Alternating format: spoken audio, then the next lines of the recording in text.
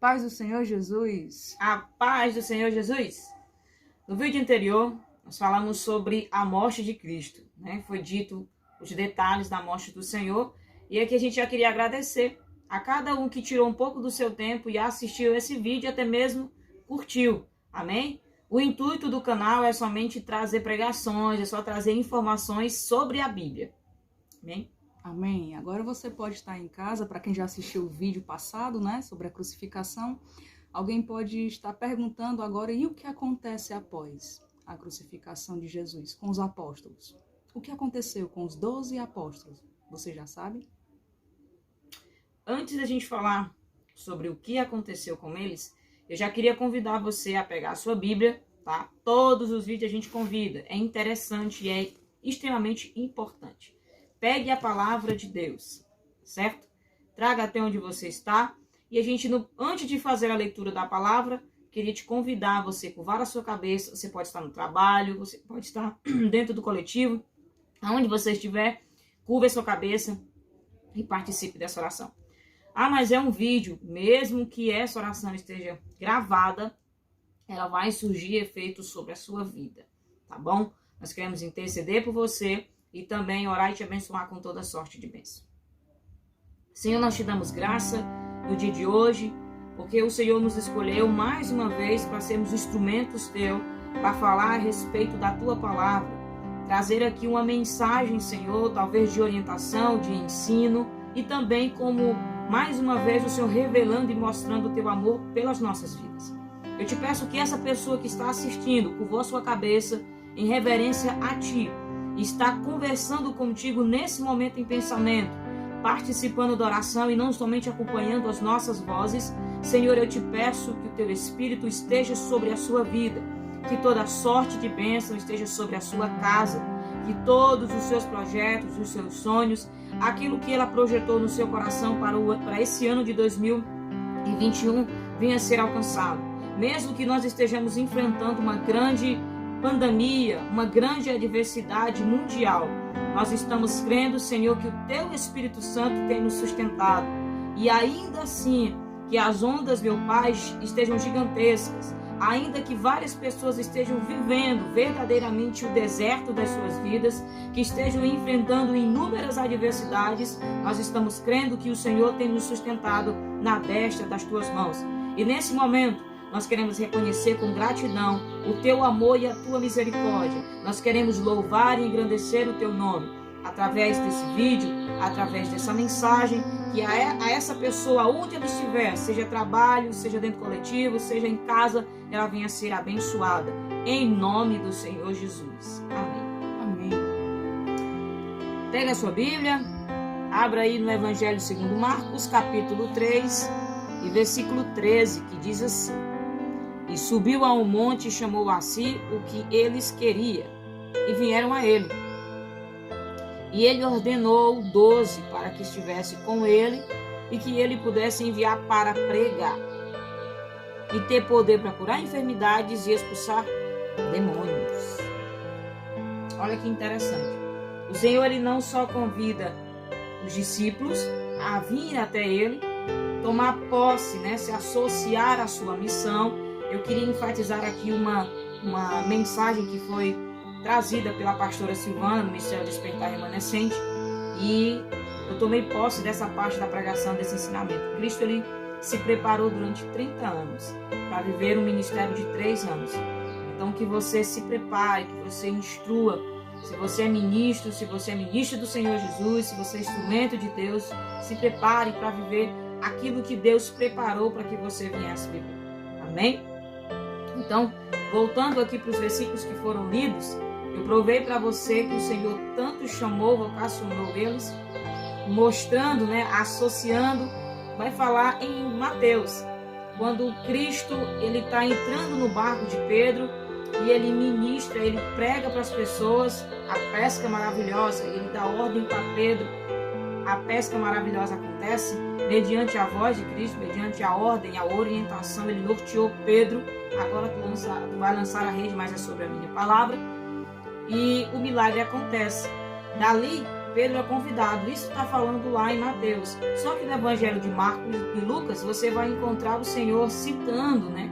Vai ser feito menção dos nomes dos apóstolos, certo? Então, eles foram preparados para ministrar, para pregar. Aqui no versículo 15, vai dizer que eles tinham poder para curar enfermidades e expulsar demônios. Então, isso vai muito além da nossa ciência, daquilo que a gente pode compreender. Isso é um poder sobrenatural, poder para curar enfermidades e expulsar demônios. Deus não chama ninguém para ficar sentado em uma cadeira de igreja. Deus não chama ninguém para viver praticamente uma vida sem propósito. Ele chama para você viver, para sair da mediocridade, para você viver o que realmente o Senhor preparou para a sua vida e para as nossas vidas. E nós, nessa tarde, esse começo de tarde, eu gostaria de falar através desse vídeo para que você despertasse o que realmente Deus quer fazer na sua vida. Eu queria até citar um trecho, tá certo? De Atos, capítulo 9, quando Saulo ele vai cair do cavalo e ele pergunta quem é aquela voz que fala com ele. Ele diz: eu sou Jesus a quem tu persegue. Logo ele pergunta: Senhor, e o que o Senhor quer que eu faça? Então, através desse vídeo, nesse momento, se pergunte para Jesus: Senhor, o que o Senhor quer que eu faça? Qual o posicionamento que eu devo tomar na minha vida? Qual é o projeto que o Senhor tem para mim? E eu tenho certeza que o Espírito Santo vai revelar-se a você. Em Atos capítulo 2 aconteceu o evento tão dito e apregoado, dia de Pentecostes. Até então, os discípulos não poderiam sair para pregar. E o Senhor deu ordem para que eles ficassem em Jerusalém, aguardando o dia de Pentecostes. Em Atos 2, você vai ler que esse evento aconteceu e logo depois eles saíram em missão para ministrar a palavra. Então, quem eram os 12 apóstolos? Então, a gente pode citar aqui Pedro, Mateus, João, André, Felipe, Bartolomeu, Judas Iscariotes e Judas Tadeu, Tomé, Simão, Tiago Maior e Tiago Menor. Você pode até se perguntar, mas são 2 Judas? São. Mas o Iscariotes foi o que traiu Jesus, o que vendeu Jesus por 30 moedas. O outro não. Depois a missionária Sabrina vai explicar um pouquinho até quando você for ler a palavra e tiver alguma referência com relação a Judas, tá certo? E como foi o final da vida de cada apóstolo, né? A Bíblia vai falar mais de 2. Os outros que a gente vai comentar aqui são fatos que nós coletamos de arqueologistas, né, de arqueólogos, e a gente fez um resumo bem básico do que aconteceu, ou que teria acontecido com cada um deles, certo? Vamos falar primeiramente de Tomé. Tomé, o significado do seu nome seria gêmeo, e ele pregou na Pérsia e na Índia, sendo martirizado nas redondezas de Madras. Mas o que seria martirizados? Geralmente, quando se fala sobre martirizados, ou ele foi decapitado ou ele foi crucificado. Exatamente o que a Ana falou aqui, ela citou, não estava dizendo o nome dos 12, sobre 2 Judas. A gente sabe, né, 10 que vão ser mencionados aqui como foram a morte deles, eles foram martirizados. Um se suicidou, que foi Judas, o traidor. Eu queria só ressaltar para as pessoas que pensam, que leem a Bíblia e acaba passando desapercebido. Judas não teve a oportunidade de se arrepender? Obviamente que sim.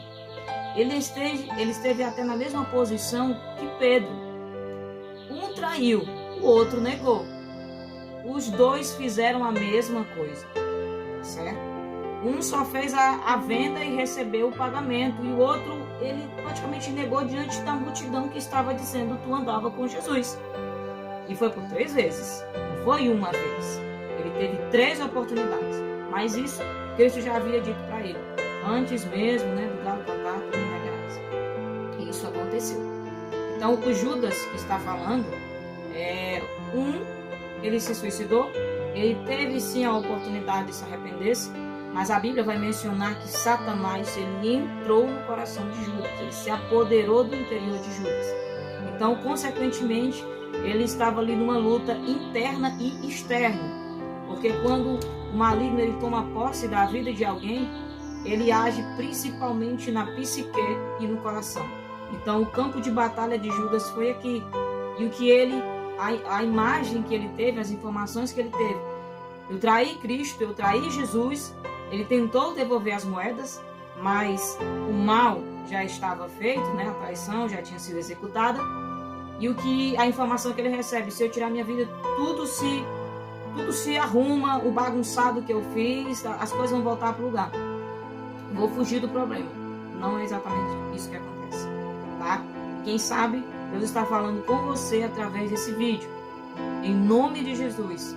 Mesmo que pensamentos contrários, mesmo que algumas informações errôneas que não vêm de Deus estejam aí no seu subconsciente, você esteja vivendo crises existenciais, se perguntando por que você nasceu, por que você sofre tanto, será que realmente Deus te ama, será que as pessoas, a sua família te ama? Tenha absoluta certeza que sim, além do Senhor Jesus te amar, Ele tem uma obra gigantesca na sua vida. Eu queria falar sobre a morte de Judas Tadeu, que também foi um mártir e ele morreu pregando na Síria e na Pérsia. Dos 12 apóstolos chamados por Jesus, como eu disse aqui, 10 eles são mártires, né? Um se suicidou e um vai ter uma história diferente, tá? Com exceção aí de Judas Iscariotes. Eu queria dizer o que significa Judas. Você já pesquisou o significado da palavra Judas? Por mais que ele tenha sido traidor, o significado do nome é abençoado, bem-aventurado, tá? Você vai encontrar até alguns significados semelhantes, mas o nome base, mesmo o significado base, é abençoado ou aquele que veio para abençoar, tá bem? Você vai encontrar as referências do que eu acabei de dizer em Mateus, capítulo 26, capítulo 26 do verso 14 a 27, perdão, Marcos capítulo 14 do 10 ao 11 e Lucas 22 do 3 ao 6. Amém. E Simão Zelote? Vocês sabem o que aconteceu com Simão? O seu nome significa, né, aquele que ouve a Deus, né? E ele foi crucificado, certo? Tiago significa sustentado pelo calcanhar. Ele pregou no Egito e também foi crucificado. E aí onde é que está isso na Bíblia? Se você for em Atos, capítulo 12, versículo 2, vai dizer assim: E matou a espada Tiago. Deus permitiu que Tiago, irmão de João, morresse, mas enviou um anjo para livrar a Pedro. São os caminhos misteriosos de Deus para com o seu povo que levaram Tiago a morrer, enquanto Pedro escapou para continuar o seu ministério. Tiago teve a honra de ser o primeiro dos apóstolos que morreu como mártir. Morreu da mesma maneira que o seu Senhor, pela causa de Deus. O rei Herodes fez Tiago passar a fio de espada, aparentemente uma referência à decapitação. Vamos falar sobre a morte de Mateus. Foi praticamente na Bíblia, é o primeiro evangelho segundo Mateus. Ele foi um grande pregador, ele fez também uma grande referência. Para quem não sabe, Mateus era o cobrador, tá? Uma das profissões da época. As pessoas acham que quando Cristo foi convidar os 12, ele só encontra eles pescando. E não é bem isso. Tinha-se os pescadores, a Bíblia vai até dizer que eles tinham um tipo de sociedade, mas eles tinham outras profissões. Até o próprio Jesus, uma coisa extremamente interessante que a gente viu depois, né, estudando sobre o assunto de Cristo, e isso vai ser assunto de um outro vídeo. A profissão de Jesus, que as pessoas acham que ele era marceneiro, e não é só isso, é muito mais. Então, Mateus, ele significa presente de Deus, e ele foi um grande pregador. Ele fez referência ali da palavra, do evangelho de Cristo na Etiópia, e morreu também sendo mártir lá. Bartolomeu, que significa filho de Ptolomeu, ele foi missionário na Armênia, sendo golpeado até a morte, justamente também dentro de Armênia. Você já imaginou está pregando a palavra do Senhor e ser golpeado até a morte. Não foi fácil também a vida deles, não, né? E Felipe, que significa amigo dos cavalos, ele pregou na Frígia e depois ele morreu também como mártir em Hierápolis. André, que significa homem forte, viril, pregou na Grécia e Ásia Menor, e lá ele foi crucificado.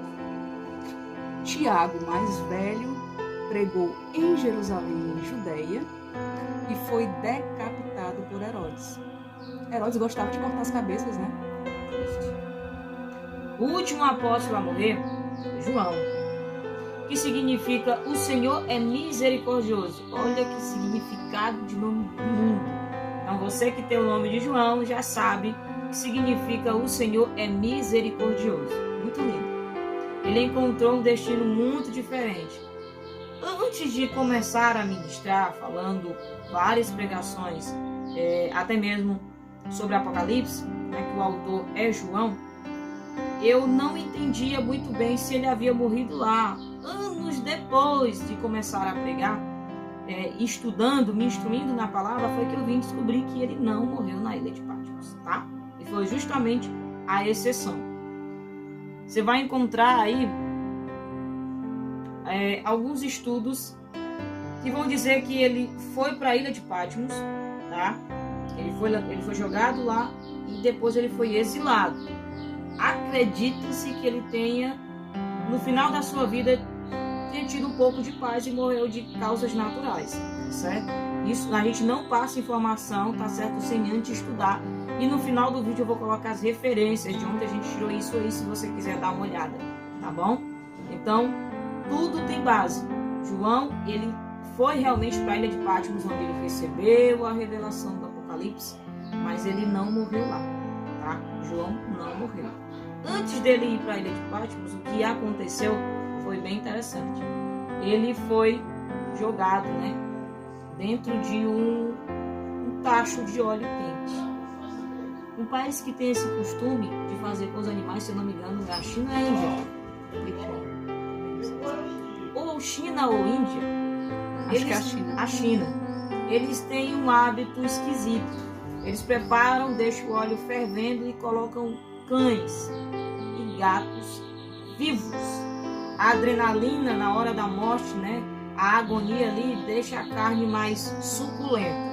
A liberação de alguns hormônios durante esse momento.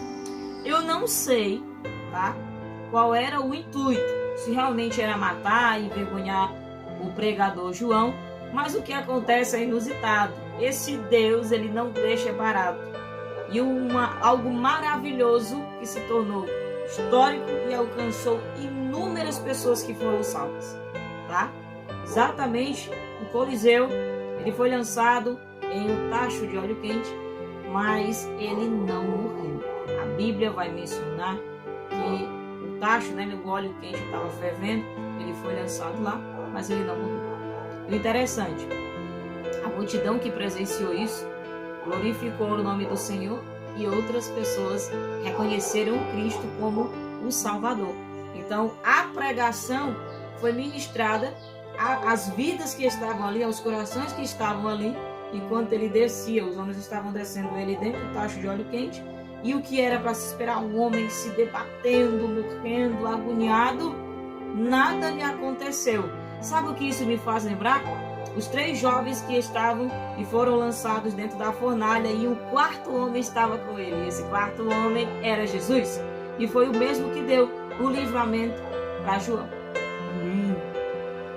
Glória a Deus. Que bom. O apóstolo Pedro, ele é crucificado em Roma.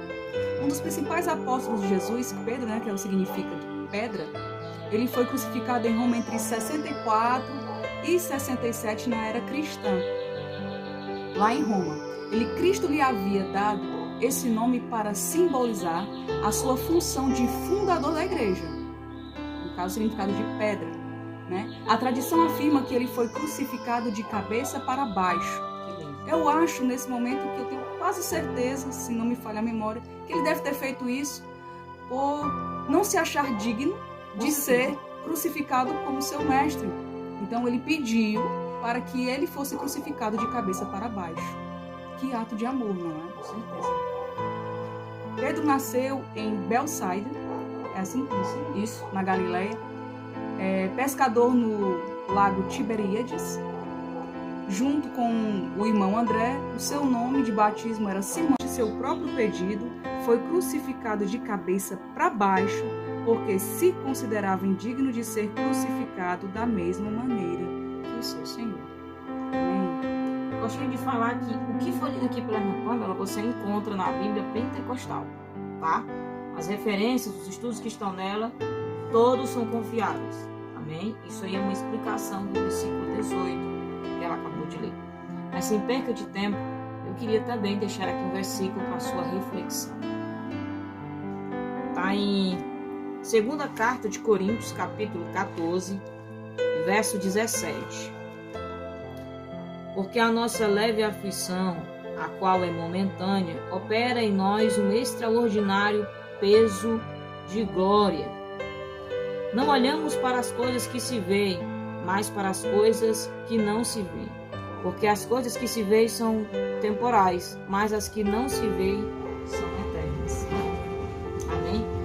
O versículo 17 vai falar sobre uma leve aflição. Mas que leve, essa pandemia está aí, são grandes adversidades financeiramente. Eu estou mal, eu estou passando por inúmeras adversidades, por inúmeros problemas no meio da minha casa, não pode ser uma aflição leve. Diante de tudo que foi lido aqui, foi falado para você, os nossos irmãos em Cristo, os apóstolos do Senhor que tiveram, falei já aqui, a irmã Pamela também já ressaltou, nós enfatizamos, 10 foram mártires, um se suicidou e só um, que foi João, exilado da ilha de Patmos, talvez tenha morrido por causas naturais, não tem relatos, a arqueologia não prova que ele foi um mártir, ele morreu por alguma doença ou coisa do tipo, foi por causas naturais, tá certo? E o versículo que eu li aqui para você na 2ª Carta de Coríntios, capítulo 2, verso 17, vai falar sobre uma aflição que é momentânea, gerará ou gera em nós, tá certo? Um eterno peso de glória. A Bíblia vai nos afirmar que aquele que for fiel até a morte receberá a coroa da vida. Aquele que não abre mão de seguir a Jesus. Independente da situação que você esteja enfrentando, que você esteja passando, mundialmente, todos estão passando pela mesma situação. Só que, obviamente, uns, por aquisição, por intelecto, por posição social, conseguem se sobressair. Mas falando para aquelas pessoas que estão, sim, diariamente vencendo leões, que diariamente estão vencendo diversas lutas, essa palavra é para você. Essa aflição que você está passando nesse momento vai passar. É uma aflição momentânea. Logo, o inverno da sua vida vai chegar ao fim e a primavera vai voltar outra vez. Essa florzinha sendo gerada aí, chamada fé no teu coração, que acabou de germinar através dessa palavra, eu creio, dará frutos. E esses serão os frutos que você vai colher de cada oração, o fruto de cada lágrima que você derramou, todas as vezes que teu coração apertar. Todas as vezes que você estiver diante de uma situação contrária àquilo que você esperava que iria acontecer, descansa o teu coração no Senhor. Aqueles que confiam no Senhor renovarão as suas forças ou voarão como águias. Então, através desse vídeo, que o Senhor Jesus fale ao teu coração, que diante dessa situação que você está passando, diante desta prova, não baixe a sua cabeça, não largue a sua cruz, não deixe a sua fé morrer. Eu queria deixar até um hino para o teu coração que vai tocar no final desse vídeo, o hino da irmã Neide Martins. Deixa que o Senhor Jesus fale através desse hino também contigo. Deixa que nesse momento Ele possa abraçar você. Deixa que o momento da situação, o caos que você está vivenciando, se torne um solo fértil para o teu milagre nascer. Todas as vezes que nós depositamos e confiamos no Senhor inteiramente, verdadeiramente, com certeza nós alcançamos a vitória. Seja ela de uma cura, como foi falado aqui que os apóstolos receberam poder para curar. Lembro aqui de uma passagem onde Pedro e João estavam entrando na cidade e encontraram um coxo, um enfermo, e ele pediu uma esmola. E eles olhando disseram: eu não tenho prata e nem ouro, mas o que eu tenho eu te dou. Levanta e anda. Então que você seja instrumento de Deus. Eu, através desse vídeo, não tenho prata, não tenho ouro para te dar, mas aquilo que eu tenho, eu te ofereço. Que você receba paz, que você receba gozo, que você venha receber o abraço do Espírito Santo. Que quando finalizar esse vídeo, toda tristeza, toda aflição, toda perturbação, todo peso na tua alma e toda angústia venha ser expelido em nome de Jesus. E que o Espírito Santo acalme o teu coração. Que ele venha renovar a sua fé em nome de Jesus. Amém? Graça e paz, que você receba toda sorte de bênção. Amém. Amém.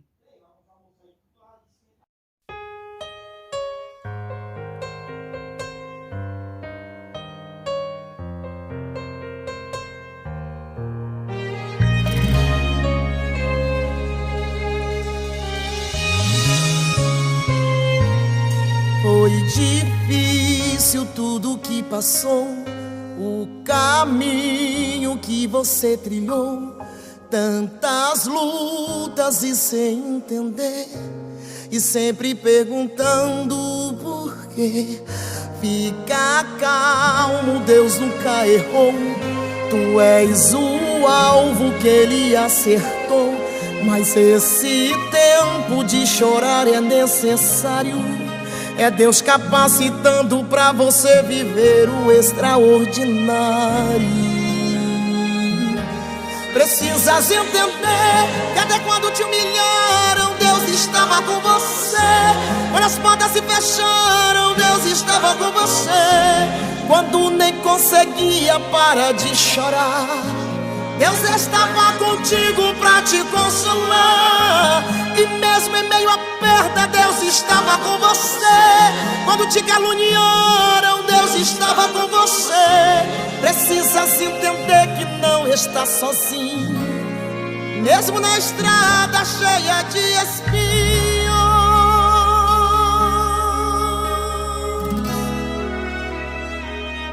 Foi difícil tudo que passou, o caminho que você trilhou, tantas lutas e sem entender, e sempre perguntando por quê.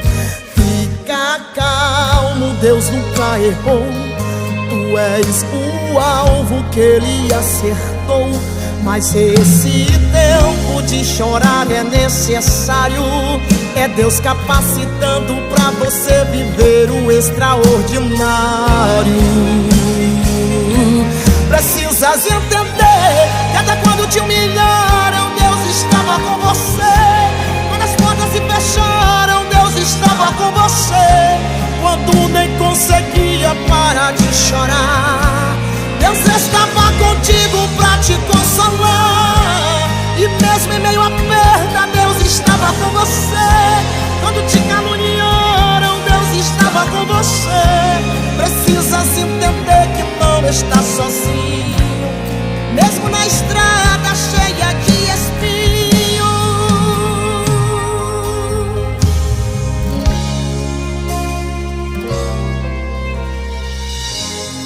Deus não te abandonou, você não está esquecido, não és projeto falido. Deus não te abandonou, Ele sempre está contigo, sempre foi o teu abrigo. Deus não te abandonou, é só uma questão de tempo. Tem um fim até pra esse sofrimento. Precisas entender que até quando te humilharam, Deus estava com você. Quando as portas se fecharam, Deus estava com você. Quando nem conseguia parar de chorar, Deus estava contigo pra te consolar. E mesmo em meio à perda, Deus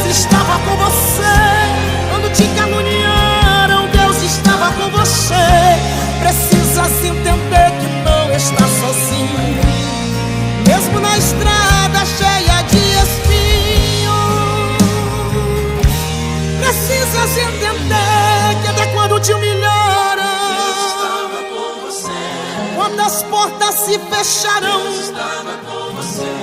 quando nem conseguia parar de chorar, e mesmo em meio à perda, Deus estava com você. Quando te caluniaram, precisa se entender que não está sozinho, mesmo na estrada cheia de espinhos.